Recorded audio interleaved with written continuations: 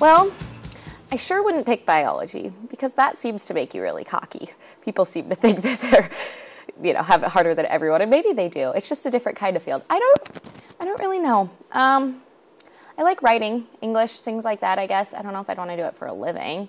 I like working with people, so probably something with that. Maybe education, but I'm kind of surrounded by educators, and I'm not really into that. PE teacher, obviously, because they get the most jobs. Let's be real. It's a great major to go into, and I'm really athletic, so I would probably go with a PE degree.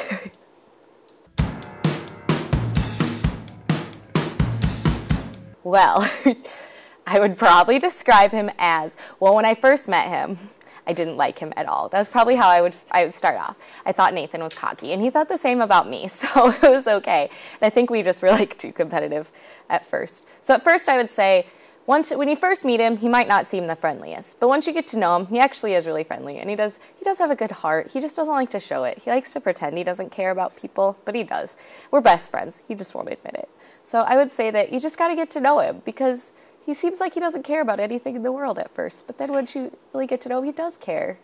So I would say that's how I would describe Nathan. Thank you.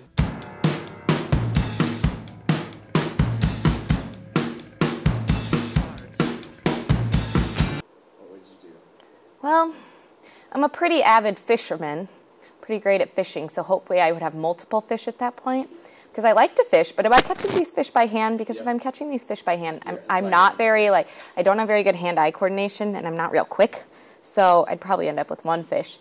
So I value my life, and like I said, I'm not very quick, and I can't outrun a bear. So I'd probably give the bear the fish and then go back to my fishing, because I'm such an avid fisherman that I could probably just catch more. And I don't know how to skin fish or anything, so really catching fish wouldn't be a good idea in the first place. Maybe some berries, more of a hunter-gatherer kind of person, might go with that instead.